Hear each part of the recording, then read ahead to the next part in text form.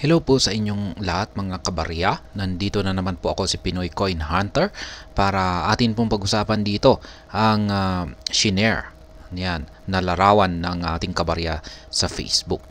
Yan, ito po ay larawan ng mga yan, isang legit na 1,000 na Philippine peso bill or perang papel at isang peke na yan 1,000 peso na perang papel. Ito po yung bagong labas na polymer banknote po ito. Yung sinasabi po nila noon na bawal tupiin kasi kung pag tinupi po yan ay meron ka pong kaukulang parusa. Yan, pero yan sa tingin ko ay tinanggal naman po yan. Kaya yan, nakikita po natin dito sa itaas ay ang original o ang legit na 1,000 peso na perang papel. At yung nandito naman sa ilalim ay yung peke. At kita naman po natin dito na linagyan niya po ng mga arrow sign. Ayan, yung mga detalye. Yan, pagkakaiba ng legit at ang peke. Ayan, una ay dito yung face value. Yung face value dito sa legit na 1,000 peso bill, banknote, ay yan, mas maliit yung sukat nito at hindi gaanong makinang. Samantalang dito sa peke ay mas malaki at saka makinang. Ayan, kulay green. At ito naman yung symbol naman na ito ay yan na parang bulaklak. Pero dito sa peke ay ayan, ganyan po yung kanyang itsura. At maliban dyan ay ayan, mapapansin na rin natin yung mukha ng agila rito. Yan, may pagkakaiba naman po sa kanilang itsura. At saka kung pag makikita po natin ito ng mas malapitan ay makikita po natin yung kanilang balahibo. Yung balahibo ng original ay mas maganda po at saka mas detalyado kumpara dito sa peke. Ayan, maliban dyan ay yung kalasag. Dito napakaganda yung kalasag dito sa original. Yung ito yung lehitimo na 1,000 peso bill. Kumpara dito sa peke ay ganyan lamang po siya. Ayan, ganyan lamang po siya kasimple. Ayan, parang walang kadating-dating yung disenyo. Kaya napakadali lamang pong mapansin yung peke sa original. Yun nga lang, yung mga nabibiktima po rito sa mga peke ay yung mga nagmamadali. Ayan, kaya wag po tayong magmadali. Lalong-lalo na at malaki pa naman na halaga yung ganito, 1,000 peso. I-check po natin yung mga natatanggap natin na mga perang papel. Kasi may mga kumakalat na ganitong peking perang papel. Ayan, maliban dyan ay makikita na rin natin dito yung 1,000. Ayan, na 1,000 na numero dito sa ilalim ng kalasag. Ayan, makikita natin dito ay medyo may kulay yung original. Dito sa peke ay wala. Ayan, yan po yung pagkakaiba. Ayan, nandito po tayo sa website ng BSP.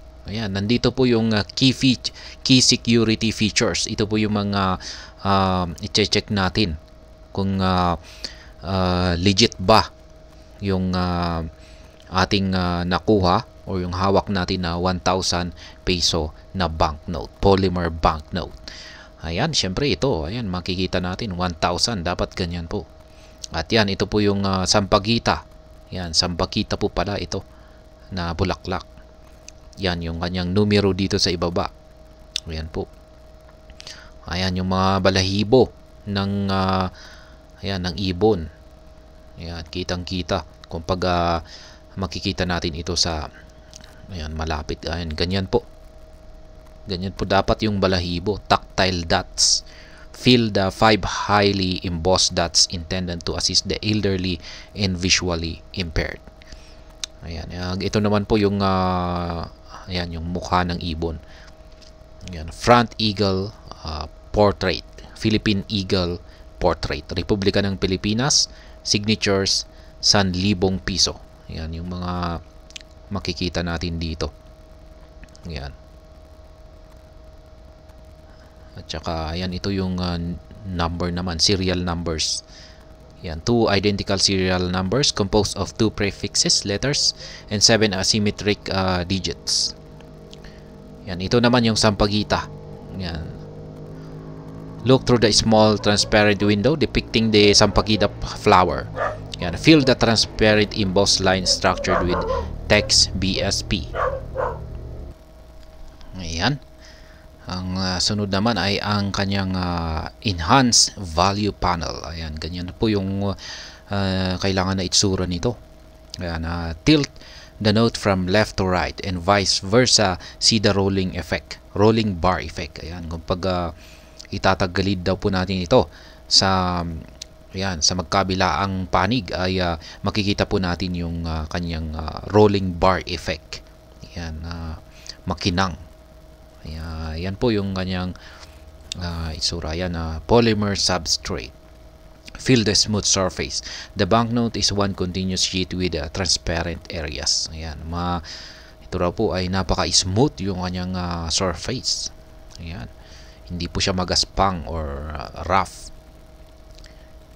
Ayan, yung mga ayan rin po yung mga embossed prints niya na makikita natin. Ayan, nandito lahat yung pagkakakilanlan natin sa legit na polymer banknote. Ayan, ito po yung kanyang kalasag. Ayan, ganyan po dapat yung kanyang itsura, yung kanyang disenyo. Ayan, metallic features.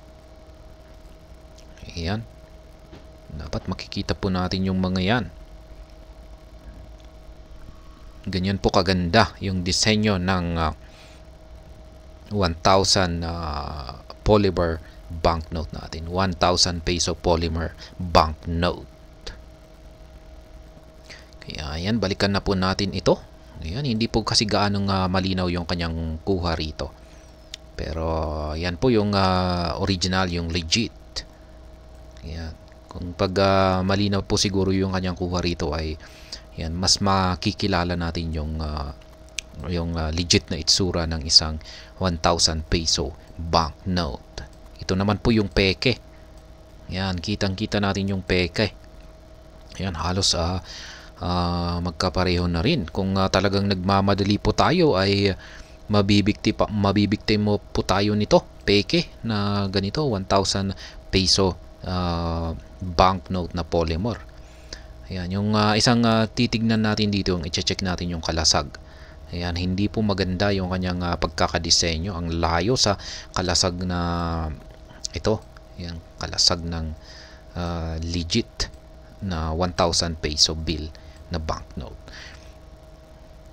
Ayan, yung ito na rin, napakalayo na rin ito. Yung sampagita flower.